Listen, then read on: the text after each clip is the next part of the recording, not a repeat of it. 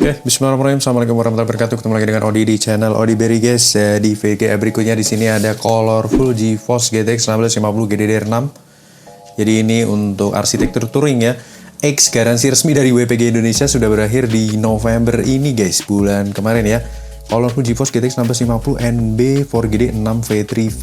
Jadi ini unitnya ini bener-bener masih kinclong banget guys. Mantap juga, kita langsung buka aja ya. Pertama kelengkapannya dari WPG simple ya, seperti biasa hanya quick guide aja. Dan spons penutup bagian atas tadi ada kartu grafis dan anti static back-nya ya. Oke, kita keluarin dari tempatnya. Kita lihat lebih dekat guys untuk unitnya ini, si Tomahawk ini khasnya warnanya seperti ini ya. Ini unitnya light new banget. Mantap ya. Kipasnya ini always on ya, powerful dan cukup senyap untuk seri Colorful ini. Heatsinknya berwarna chrome ke arah putih ya.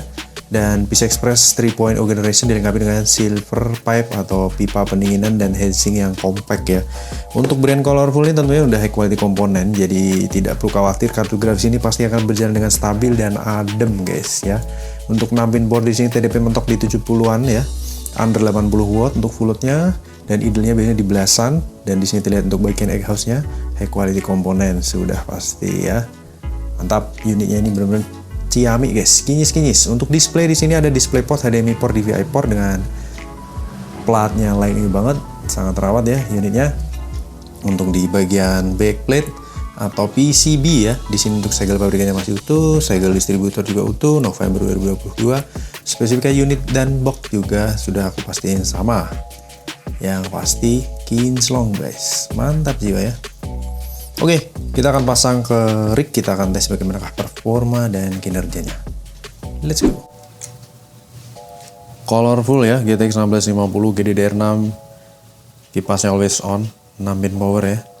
TDP di 120-an, all device, display port HDMI tercolok dan tampil dengan mantap di layar. Suhu adem 35 ke 37 derajat Celcius. Kita akan tes benchmark ya. Mantap. Screen recording started ya.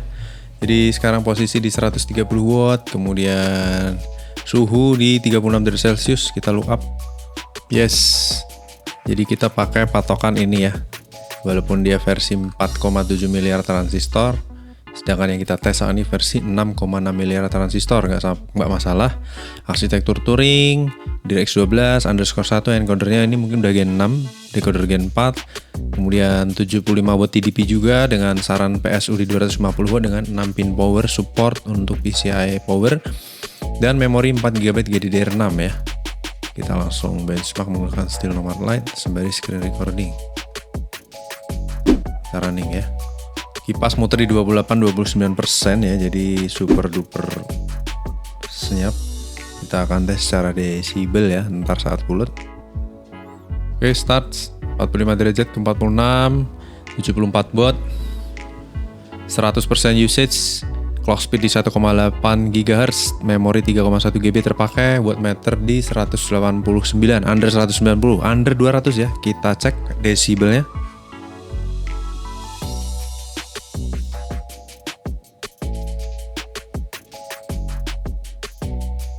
Sama ya, kurang lebih mentok di 50-an, lebih sering di 40-an desibel, dan suhunya juga menggigil guys, 51 derajat Celcius ya.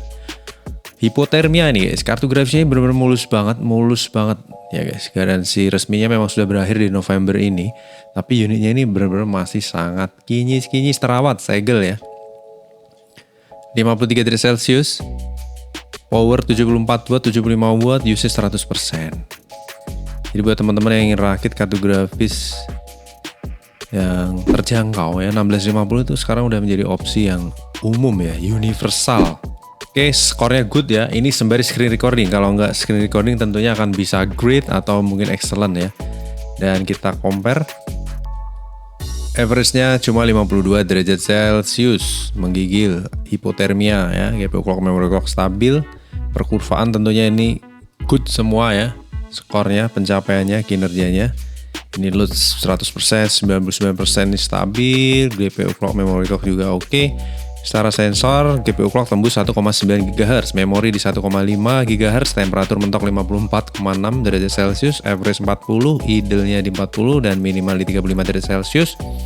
Kemudian kipas muter cuma di 52% usage atau 1800 sekian RPM ya. Dan ini suaranya senyap ya, ciri khas dari Colorful ya. Suara angin seperti itu guys. Dan untuk konsumsi daya di sini mentok untuk bordernya di 77 watt ya, average-nya di 31 watt, idle-nya 20 watt dan terendahnya di 13,7 watt ya. Keunggulan GDDR6 itu tentunya lebih efisien. Saat nggak dipakai dia akan irit, saat dipakai mentok-mentoknya cuma 77 watt ya.